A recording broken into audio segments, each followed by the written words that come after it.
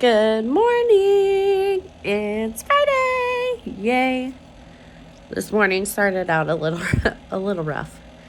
I worked last night until 11. I got home around like 11:30, 11:45, and my 7-year-old was still awake.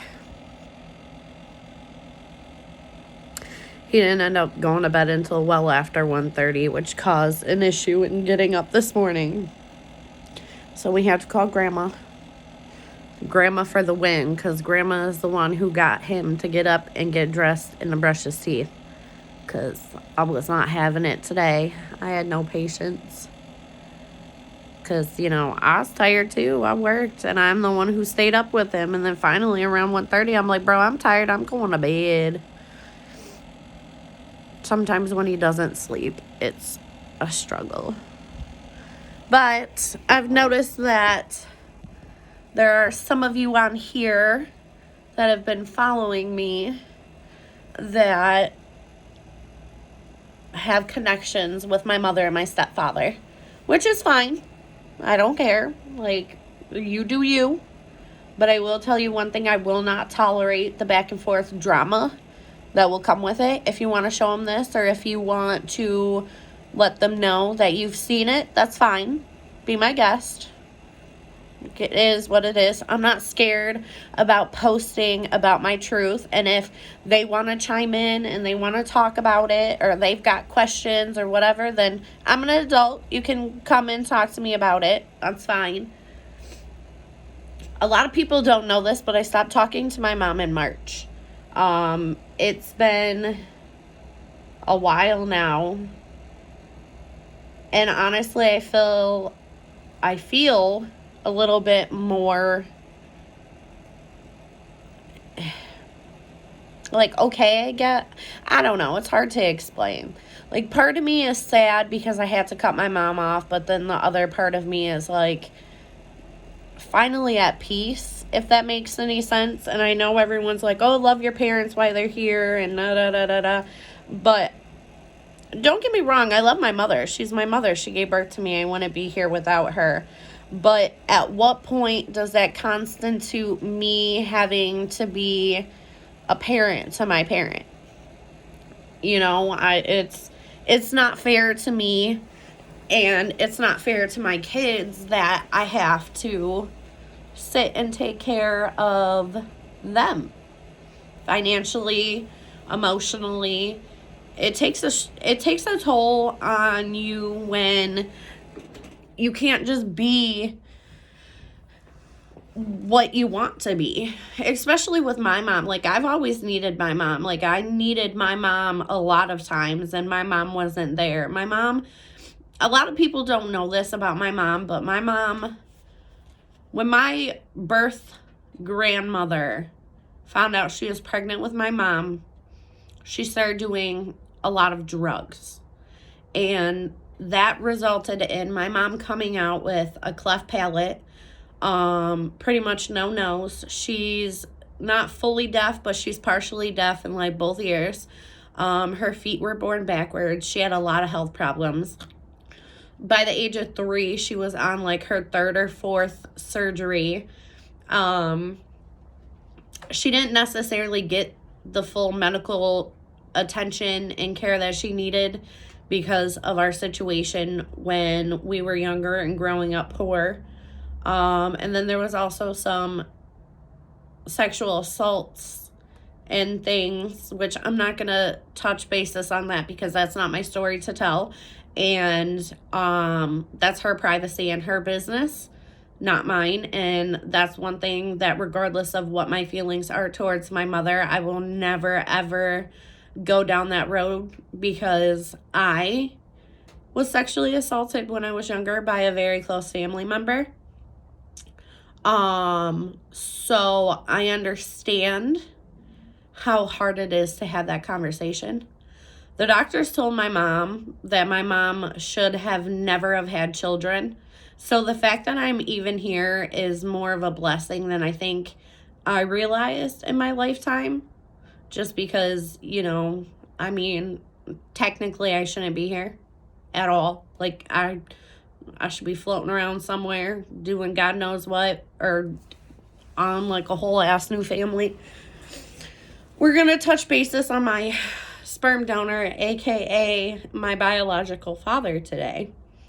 Now, this one is very hard for me and very frustrating for me because I do have a half brother that I've been looking for a very long time, and I still haven't been able to find him. So I'm hoping that by putting my story out there, there's millions of people in this world, and I'm sure he probably will come across it, but he probably doesn't know, or he may know. I don't really know. Whatever the case may be, I just hope that he's out there somewhere and he knows that, I've known about you since I was 13. I am 29 now. I've been looking for you for a very long time and I have not found you. So if your name happens to be David, you were born in somewhere between September, November, or October of 1995, and you're from West Virginia, or your mother may be from West Virginia, and unfortunately your father's name is Jeffrey Lewis Caden, yeah, I'm your half-sister. I'm looking for you. You have 3 nephews that would love to meet you. I would love to meet you. I'm tired of being an only child. I have a lot of love to give. I'm looking for you. Okay.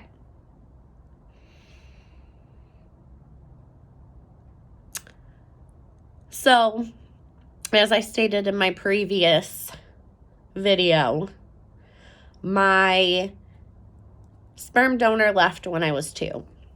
There was a lot of alcohol and drug use with him, and he used to hit my mother. So my family kind of pretty much told him to get lost, and he did. He went far away. Now, this is also a blessing and a curse for me. I was always told my whole entire life that my father left and didn't want anything to do with me, which later on in my life, my aunt had found some letters that my father had written my mother and also to me, which then at that time I was like, oh yay, I have a dad who wanted me. Little did I know I was going to go down the goddamn rabbit hole of shits and giggles. And Kimmy, if you see this, I'm sorry. I'm trying really hard not to swear. I know you don't like it. I'm sorry. I still love you. So one day after my oldest was born, literally it was like within 3 months of me having my oldest, I started feeling lost. And I know I have like a whole family out there. I have at least 6 or 7 aunts and uncles out there from my sperm donor side that I've never met. And they know about me. They apparently do not agree, which now I can understand why. My donor is 11 and a half years older than my mother. He is closer to my grandfather's age than he is to my mother's age. So that was an issue right there. So one day I decided to Google him. And I came across the Ohio sex offenders list. And sure as shit, his name popped up. Now, I don't know fully what he was charged with. I know it was sexual assault, misconduct in the 3rd degree, which I don't really know what that means. I just know that he did something really bad. And from what I've heard from other people is that he molested a 12-year-old little girl more than one time. So why I say that's a blessing and a curse is it's a blessing because I know that I have more family out there, but it's also a curse knowing that half my DNA is DNA of a fucking rapist. And that, like, hurts my soul because it's like as a woman and as a mom I wish that the death penalty was a thing, because I feel like no one should go to jail for the rest of their life for that. They should immediately just be fucking, like, take it back to, like, the 1800s, burn them bitches at the stake, something. Like, they don't deserve to continue live, even 3 hots in a cot. Like, no, you're a piece of shit for what you did to that little girl, because you probably ruined her whole entire life. And if you happen to be that little girl who's not a little girl anymore, you're probably a grown woman. I don't know where you ended up in life. I hope that you were able to get the hope and the help and the courage to move on from that. And I'm so sorry that he did those things to you. I am just thankful every day that he left when he did, because that could have been me.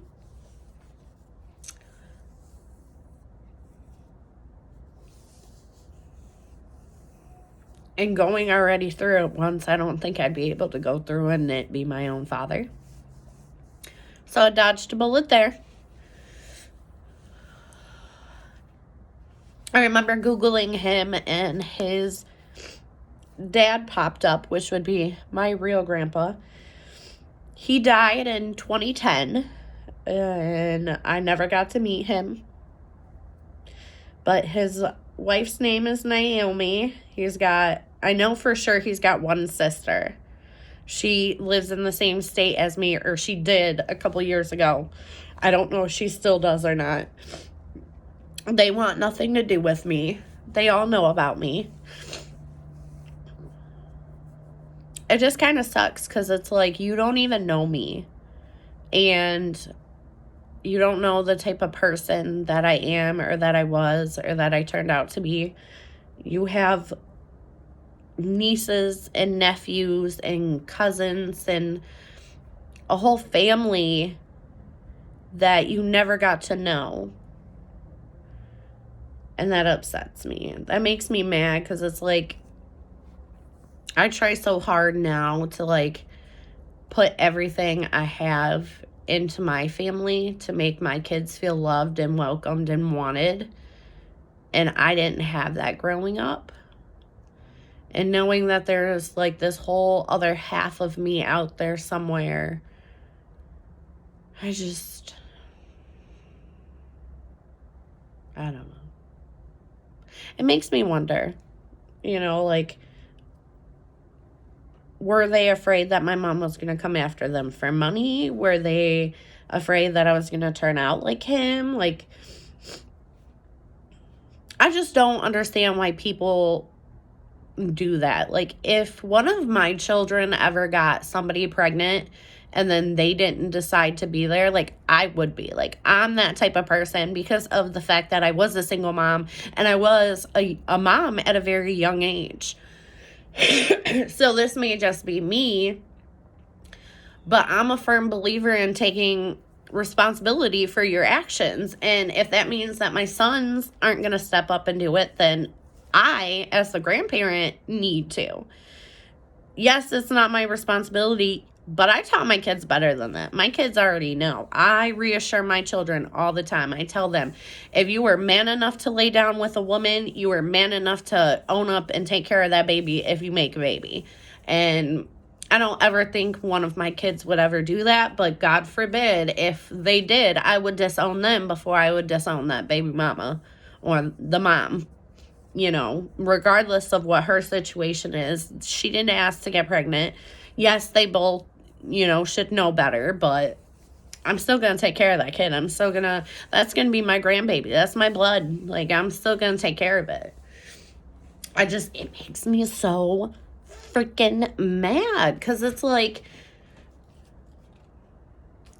I'm 4 years older than my brother, which means that he could somewhere be out there, like, married with kids. And how am I supposed to know? And the sad part is, so I went to go visit my dad back right before Sam and I got married in 2016. And he didn't even know me. He didn't even know who I was. His wife, this thing that he's married to now, she thought I was a lover. And I was cheating on him, or he was cheating on her. I'm like, ooh, no thank you. So I had to, like, tell him who I was.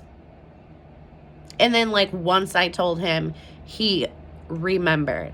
But he doesn't remember anything about my brother. He doesn't remember what the lady's name was. No, nothing. Like, that's what years of drugs and alcohol do to you. I don't understand how somebody can be so reckless. And I don't see myself, like, the only thing I got from him was my blue eyes and my blonde hair, which you can't really tell, obviously, because I dye my hair a lot, but I'm naturally a dirty blonde. And I got that, my blue eyes from him. That's all I got from him. The rest of it, I don't even look like my mom, but then again, at the same time, because of the fact that my mom's had a lot of facial surgeries, I don't really know what my mom would look like, so I could look like my mom. Who knows? I got my grandma's nose, though. If you notice, it looks pushed up to the side. Like the one side was smushed. Yeah. My grandma has the same split, so I got my grandma's nose. Sorry I'm ranting. I don't even know what to think anymore. I don't even know what to do. I don't have the money to hire a private investigator. I have little to no information. I've done what I could on Ancestry. I did do the Ancestry DNA kit. I really want to do the 23andMe to see more, but that didn't really lead me to where I needed it to go. So I'm just kind of like at a loss for words now, and I don't communicate with my father at all. I refuse to, especially after the last time I went to go see him. I don't want to put my kids in that situation because, you know, I don't trust him. But, it sucks. Story of my life. This is my cup. It says F-bomb mom. I sprinkle that shit like confetti, and then it's got my name on it. One thing you guys will learn, I am a Newport smoker, okay? I have been since I was 13.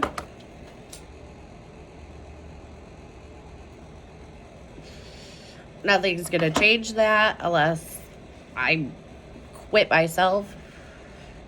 Tried multiple times.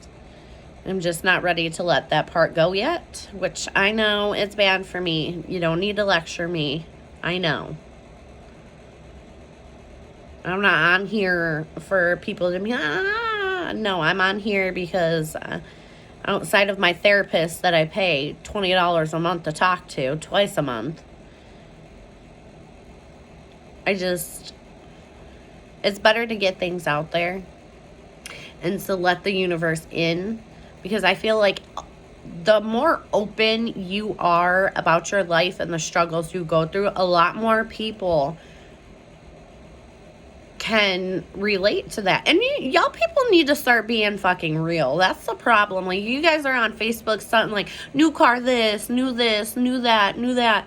Like, that's fine. If that's how you want to show off the fact that you work hard, that's fine. But don't hide your true feelings about things, okay? Because money, cars, houses, those are just monetary. Real people care about what's on the inside. I don't care what kind of car you drive. I don't care if you don't drive a car. I don't care if you live in an apartment. You make $600 a month or you make $1,600 a month.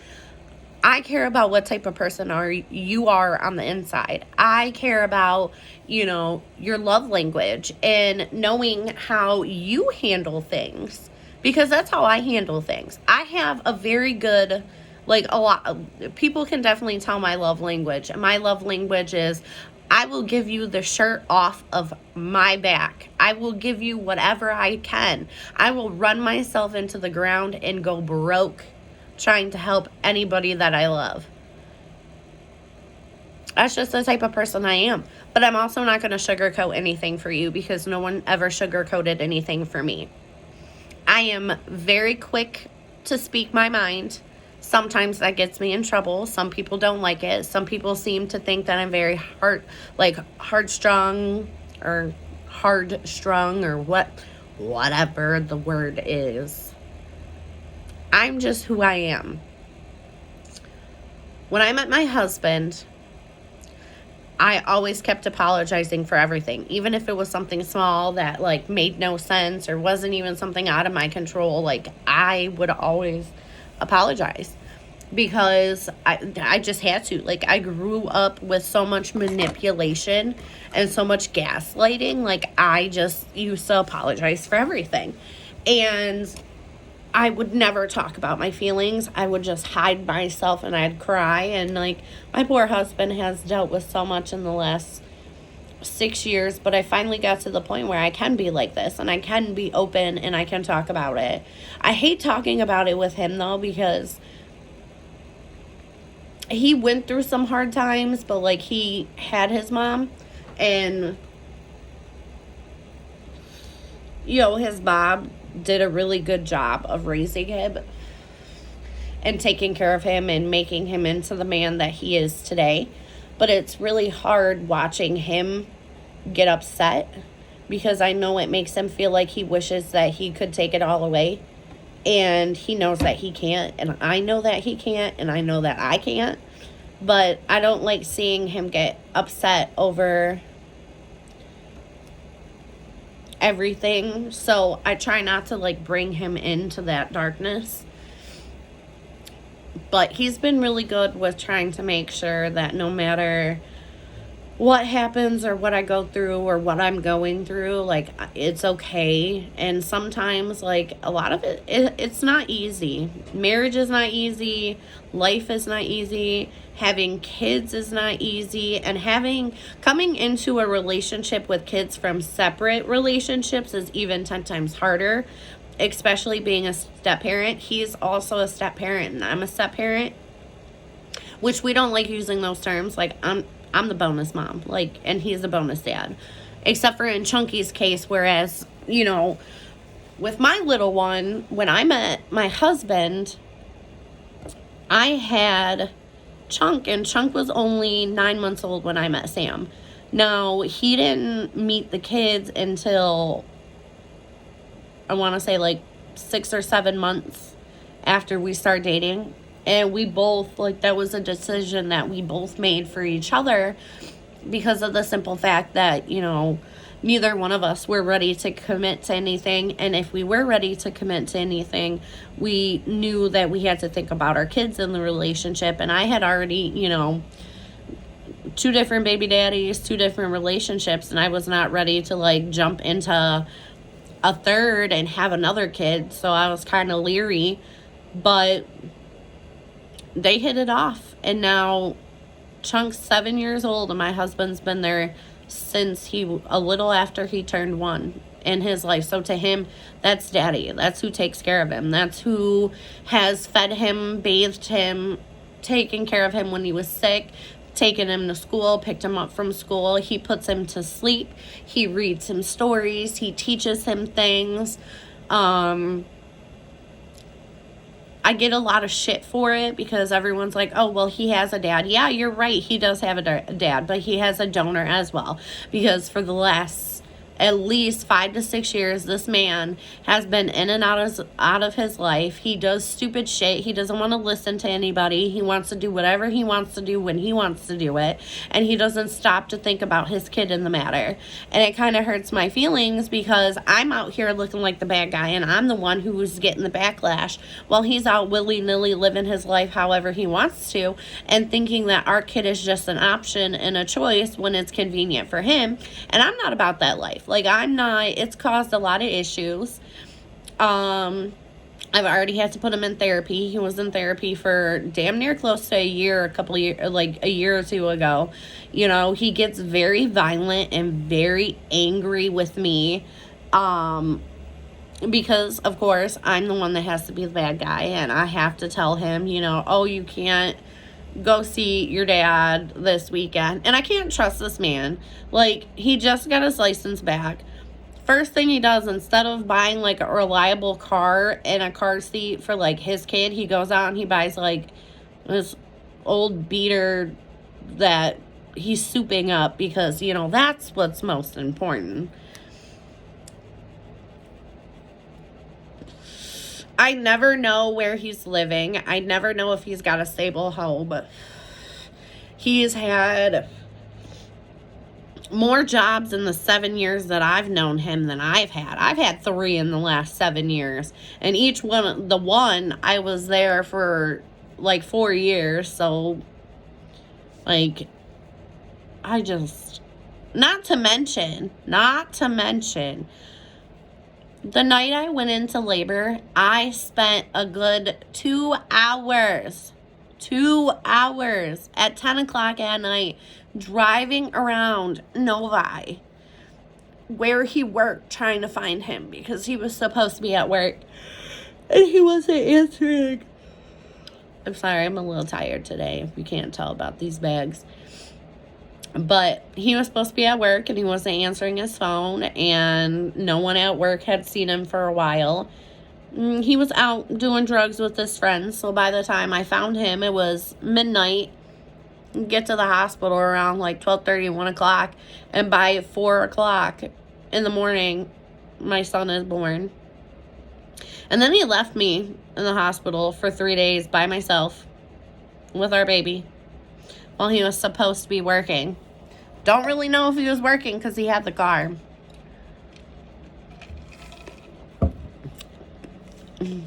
It is what it is. I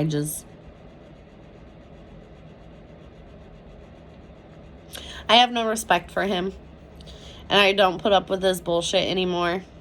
We got into it a couple weeks ago when he showed up to his son's birthday party and brought his girlfriend with him of like 2 weeks and didn't tell anybody. But then walks in my house and mumbles, "I'm with my girlfriend." And I'm like, "What?" He goes, "I brought my girlfriend." And then that was it. Like, are you scared of me, bro? Like, you should be. Because at this point, like, I don't have anything nice to say about you. And I know that's shitty because you are my father's child. Or, father's child. You are my child's father. And I know that I picked you and I laid down with you and I knew what I was doing. But damn, like, if I knew that this is how you were going to be, I would have made that drastic change a long time ago. Like, I would have left you when I was pregnant. And people try to warn me. Of course, my young 22-year-old self was like, I know what I'm doing. I did not know what I was doing. I did not. But I got a beautiful baby out of it. That's the best gift that you could have ever given to me as our child. That's the only thing besides PTSD that you gave my ass. Ugh. And I know you're seeing this, and I know you're probably going to watch this because you are on my Facebook. And I honestly don't care. Like, man up, please.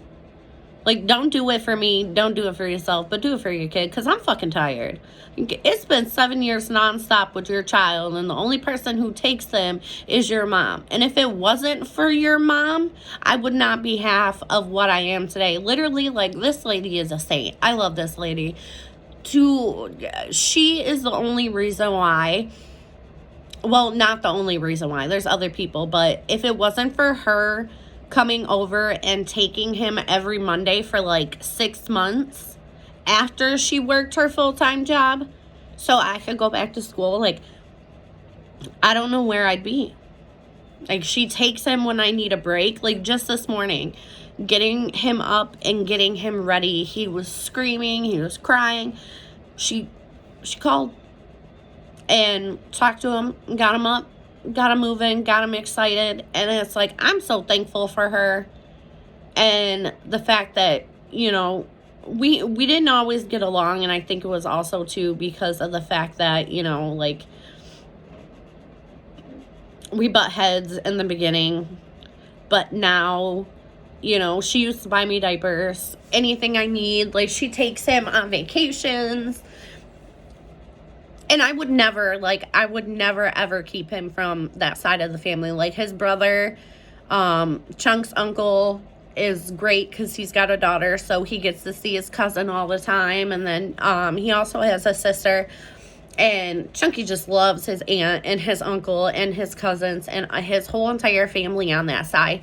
So I would never, ever, ever keep him from that family because they're good to him. And that's all that, that's all that I cared about at the end of the day. Like, I was just always worried that they were going to be mean to him because of me, but they don't, and I'm grateful for that. I just wish that I could depend on him for a lot of things, because taking him sometimes would be a little bit easier for me, especially because of me having my own doctor's appointments and everything. Like, I have to schedule my stuff around my kids, which is normal, which is what a parent is supposed to do, but it would be so much more helpful if he was there and I could depend on him and I could be like, hey, I have a doctor's appointment, can you go pick your kid up from school today? I don't have that. I can't call him to be like, he's not even on the goddamn form. So if he were to show up at the school, they wouldn't even be able to give him our child. That's like how uninvolved he is. And it's sickening because it's only going to fuck with Chunky. In the long run, it's already causing issues. Like, he gets mad because he doesn't like the fact that Chunky calls my husband dad. Well, it's not like we forced him to do it. For a long time when Chunk started talking, I'd always say Sam, Sam, Sam, Sam, because that's my husband's name. And nope, it's always dad. It's always been dad. It will always be dad. Like, that's who was there for him. And I'm not going to stop it. If you get mad about that, you need to be mad at yourself about that and not mad at him or my husband, because my husband didn't do anything to you except for take care of a kid that you made, that you threw away. So, yeah. Well, I'm going to end this for today. I've got therapy soon. I'll probably make another video later. I'm just kind of tired today. And I'm off today. And it's Friday. So I might not do nothing. But thank you for coming to the Ashley Talk. I'd say TED Talk, but that's overplayed. Peace out.